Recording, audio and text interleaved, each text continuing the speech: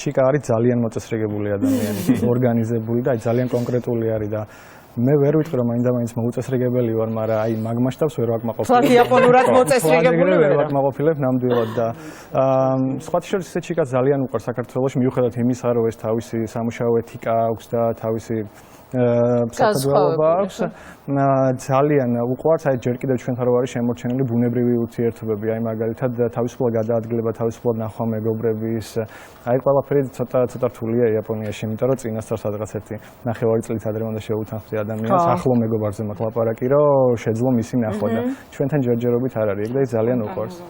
ჩიკა აქტიურად სწავლობს ქართულს, ხო? რამდენად? ჩიკამ გურული უკეთ იცის. აი მოიაქანე წაიქანე, ეგენი ყველაფერი. არა, სერიოზულად. კი, ძალიან კარგად იცის ეგენი. იმიტომ რომ გურიაში ვცხოვრობ ჩვენ, მე გურული ვარ და ხოშეთ მეც გურული ვარ, გომში მაქვს სოფელი. დიდებული ამბავია. შენ საიდან ხარ?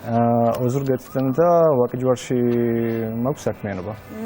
ესე იგი იაპონიდან გურიაში ესე გამოდის. დიდი ცვლილებები იყო, მაგრამ ნუ მოკლედ თავიდან თავისადა გაუჭირდა რასაკვირველია, იმიტომ რომ ანუ ხალხის დამოკიდებულება სხვაგვარი არის. აი რა იყო ყველაზე რთული, ვთქვათ, სულ მაინტერესებს აი სიტუაციები და მომენტები სასაცილო ფილმებში როა თუნდაც გვაქვს, როცა კულტურული განსხვავებებით წარმოიშვება ცოტა უხერხული მდგომარეობები. აი გეტყვით ახლა, მაგალითად ერთხელ იყვნენ ჩამოსულები ჩემი მეგობრები რა ჩემთან გურიაში და რამოდენიმე დღის შემდეგ ჰქონდათ ფრენა. და მეორე დროს უნდა წამოსულიყვნენ თბილისში. და მეც ახლა ვითავე ეს ამბავი, წავედი პატარა ჯიხურში, ავტობუსის სადგურზე რა, პატარა ჯიხურში ქალბატონთან ვიყიდე ბილეთი. და ნუ მეორე დღეს დავირაზმე, წავედით ამ ჩემი მოძნებით რაღაცა და ავტობუსი არ დგას.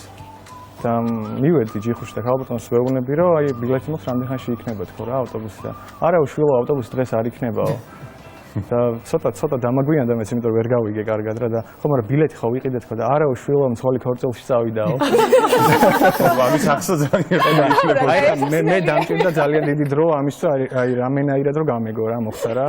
გადამემუშავებინა ეს ინფორმაცია, მაგრამ აი მე ვიფიქრე აი ჩიკას როგორ აუხსნათ, იმიტომ რომ აი ლინგვისტიკა ხო საოცარი, ანუ ეს მეცნიერება ხო საოცარი რაღაცაა, რაღაცა სიტყვის წყობა ალაგებს კონტექსტს და მე ქმედება მოყვება და ჩიკა კონტექსტამდე ვერ მივიდა, აი მაშინვე ერორი ქონდა ეს და ანუ ვერ გაიგო რა მოხდა. ყველაზე ასე ვთქვათ, ცხადი კულტურული შოკი მიიღო. ხო, დღემდე ვერ ხვდება რა მოხდა. შენთვის რა იყო ეგეთი, იმიტომ ჩემი და 5 წელი ცხოვრობდა იაპონიაში 2000-დან 2005 წლამდე და ის ლეგენდება და ზღაპრებად მიყვებოდა იქ ამბებს რაც ხდებოდა, მაგალითად ის დღემდე მიკვირს რომ მამაკაცი უნდა შევიდეს, ჩვენთან თუ რა ასე არის ხო, ქალი უნდა შევიდეს ყველგან პირველი, აქ მამაკაცი უნდა შევიდეს, ქალი ატარებს მძიმე ნივთებს, იმიტომ რომ მამაკაცმა არ შეიძლება რომ ატაროს თავისებურად განსხვავებული არის.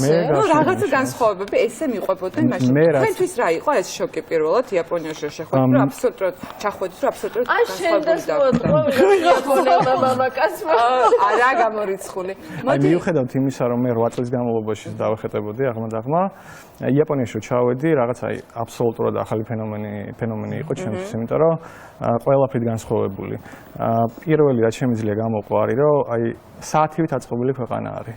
ფაქტიურად ან ჩავარდნა არა აქვთ რა.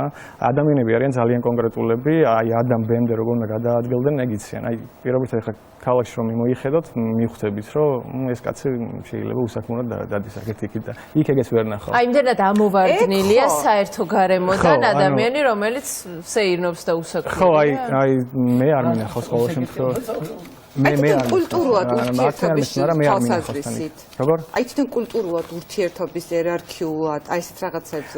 ძალიან მნიშვნელოვანია, მაგალითად დაიცვა ეტიკეტის ნორმები მშობლებთან ურთიერთობაში პირობითად, იმიტომ რომ შენობით მიმართვა მაინც და მაინც კაი ჟესტი არ არის და აი შეიძლება გულისხმდეს ეს ეტიკეტი, მაგ როდესაც ესე ოჯახში შედის სხვა ეროვნების წარმომადგენლები შემთხვევაში. თუნდაც აი მაგალითად მეორე მხარეს. ჩვენთან მიღებულია ხო აი თუნდაც ცოლის დედას ან პირიქით რომ ჩაეხუტო. იქ ცოტა უხერხულია, იმიტომ რომ იქ თავი უნდა დაუკრა. არ მითხრა რომ სიდეც არ ჩახუტები ხარ, ეხლა ვერ დავიჯერე. არა, მე გურული ვარ ეხლა მე გამიკეთებია, მაგრამ ზოგადად ხო არის ნუ რაღაცა. და როგორ იღებენ აი ამას? ჩვენთვის უცხოა და იმათთვის როგორია ჩვენი კულტურა? ხო, ჩვენგან განსხვავებით ხოლმე შემიძლია ვთქვა, რომ ჩვენ გვეშინია გავარკვეულწილად ეს სიახლეების მიღების და მათ არა. ანუ იაპონია საუკეთესო ილუსტრაცია იმისთვის, რომ აი როგორ შეიძლება ტრადიცია შეინარჩუნოს და როგორ შეიძლება ის სუპერ განვითარებული ქვეყანა იყო რა.